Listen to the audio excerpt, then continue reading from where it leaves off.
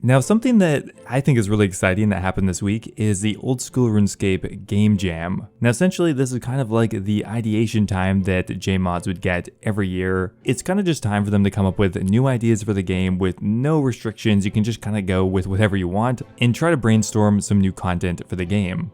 Now, over the last week, a couple of very intriguing pitches were made for some new content that honestly could come to the game at some point. Sure, these are just simply initial concepts, but actually if you remember, some of the biggest content updates for this game actually came from ideation days like this. For example, the Nightmare of Ashihama and Darkmire both came from ideation. So let's take a minute to have a look at what the future of Oldschool Runescape could look like. Hope you guys enjoy. As always, if you do, always appreciate a like in the video. It really does help me a lot. Anyway, let's get started. Now, the different content pitches that came out of Game Jam varied from kind of memey, such as the plethora of dog-related potential updates. I'm not really sure where that came from, but I mean, we have a pitch for a new doghouse, multiple different new dog followers, and we even have a first look at the Oldschool Runescape Stampot Bridge, which, could be coming soon.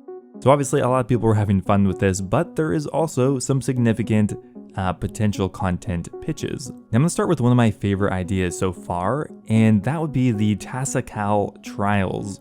Now, this would be a third wave-based minigame, but it would differentiate itself from the fight caves in the Inferno, for one, by being significantly shorter. Now, the Tassacal Trials would only consist of 12 waves, but it'd be split into 3 different difficulty sections. The first 4 would be aimed at people who have done a fire cape. The second third would be aimed at people who haven't quite earned an infernal cape, but are competent at PVM.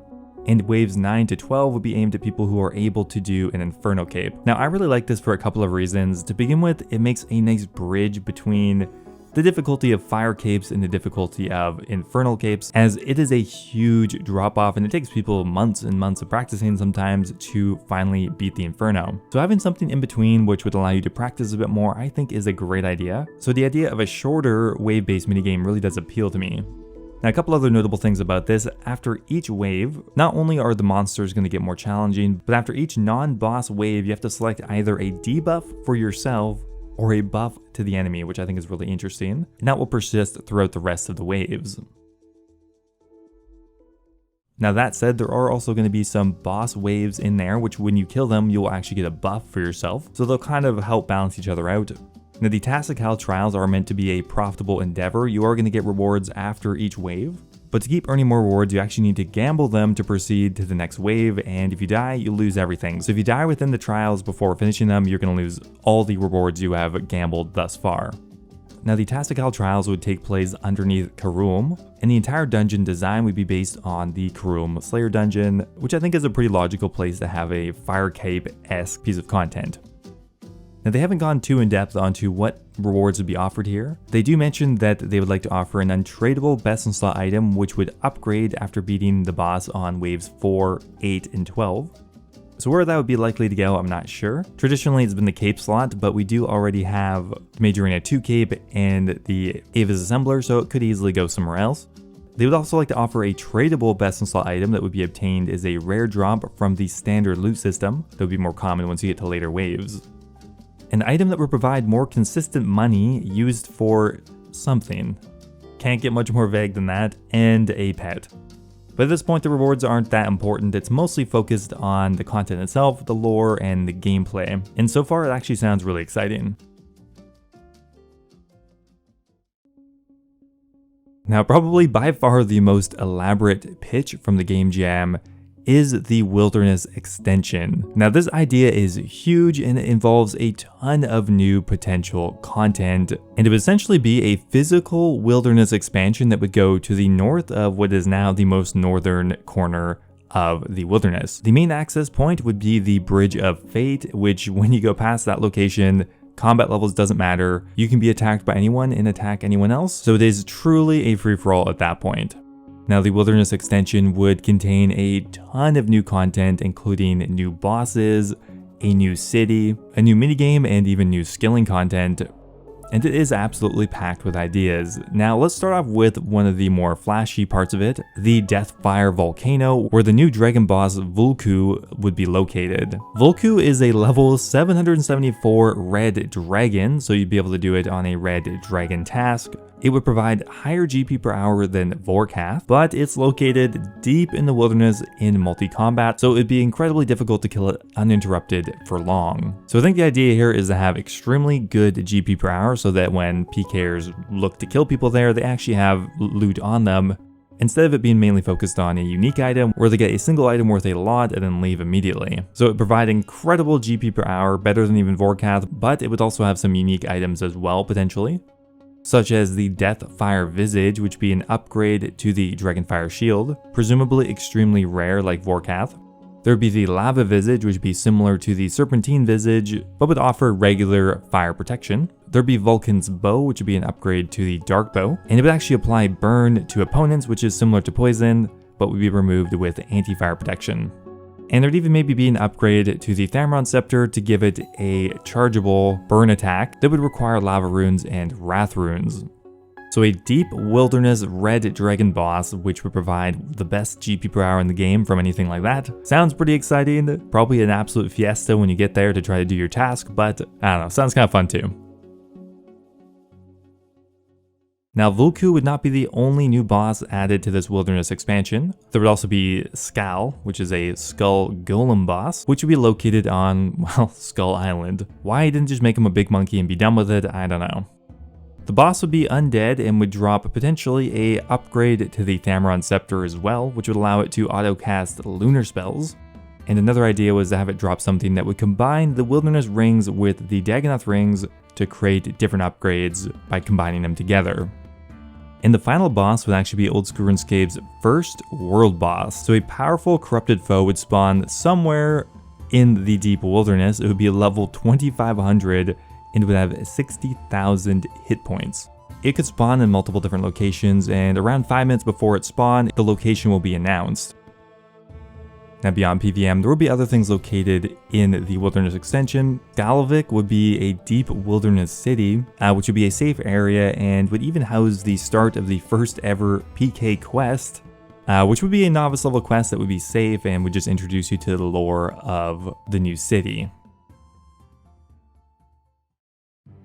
Now in the top right corner, there would be the Corrupted Revenant runes. Now these would not be unlocked at all times and they wouldn't always be accessible. Now the Corrupted Revenant runes are connected to the new resource area, which would be located in a new extension. And the caves would actually be powered by people doing things within the resource area. Once enough energy has been granted within the resource area, that would actually unlock the Corrupted Revenant runes. Kind of a weird connection, but the idea of a time-sensitive dungeon kind of seems interesting. Now this would have improved loot over the standard Revenant caves, but would require 150,000 coins to get in. Now speaking of the resource area, beyond charging up energy for the new Revenant runes, which we just talked about, the area itself would provide double or even tripled resources for anything that you mine, chop, or fish in the second resource area. Now keep in mind these are all just initial ideas, and if this was ever to be pulled, a ton of changes would presumably happen. Beyond that, there's honestly a ton of other content here, such as a new rat boss, a new skull implane, and even Bounty Hunter Island. But if you want to have a more in-depth look, I will leave a link to the Twitter post in my description. There's a lot there to have a look at, and obviously a lot of work went into it, so have a look. Now another wilderness related change that is pretty interesting is something called the Blessed status. Now in a nutshell, blessing would be a positive thing that you could get mostly as a PVMer when you go into the wilderness, but would come with a few restrictions.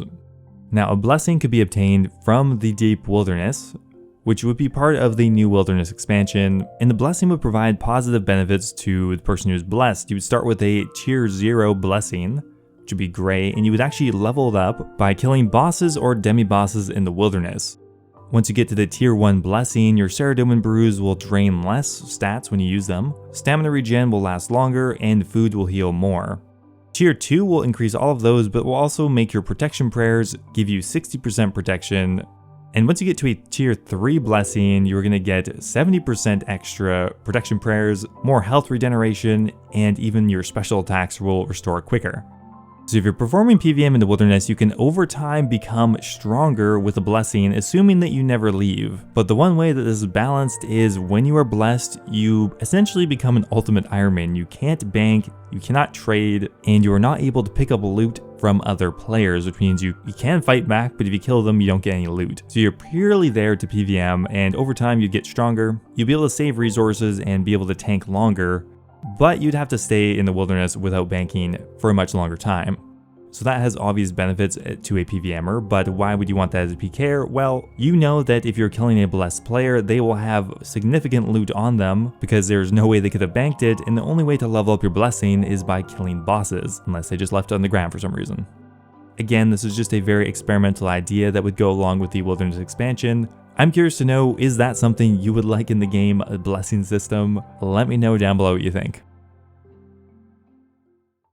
So those are by far the two biggest ideas to come out of a game jam, but there's a lot of other smaller things as well. To begin with here, Mod Ed was working on a new quest, which would be another Twisted Tale. No information about it, but there is this one teaser image where it looks like you are translating something. It does seem pretty likely that this would eventually get added to the game because, well, there's a lot of Twisted Tales in the works already. Now, something Mod Ash was actually working on is alternate modes for LMS, such as a Zerker loadout and a 1 Defense Pure loadout, which again, I think this is actually pretty likely to be added because it's something they've already been discussing to begin with, so maybe this is just the first look at it. Now, the final thing I wanted to highlight here actually isn't from one of the official Jagex moderators. Someone called Skreet on Reddit made a procedurally generated map in Blender, which is really cool. Just thought I'd shout that out. If technology like that could get implemented into RuneScape, that would be so cool for something like Dungeoneering or anything like that. But anyway, there is a recap of the OSRS Game Jam. A lot of really cool things here. Again, nothing is certain. Probably some of these ideas could come to the game eventually, but these are just brainstormed ideas that came out of a week of dev time, but I do think they're worth looking at, and some of them seem really promising. Anyway, hope you guys enjoyed. Thanks for watching, and I'll see you next time. Now, before I go here, I want to give a giant thank you to all of my members over on YouTube. Thank you so much to Nello, Alejandra, The Hybrid, and Kush Patel for all being subscribed to the Dragon tier. Really, I appreciate it so much. Also, a giant thank you to Kaitin987, Mexos, Base Titch, MDM001, and YoYoSub89 for being subscribed to the Runite tier. Appreciate you guys as well. As always, if anyone's looking for a direct way to support me, YouTube membership is the best way to do so. You'll get immortalized in all of my future videos, you can get a custom role on my Discord server, and you'll even know when all my videos are coming out. Thanks again, and I'll see you next time.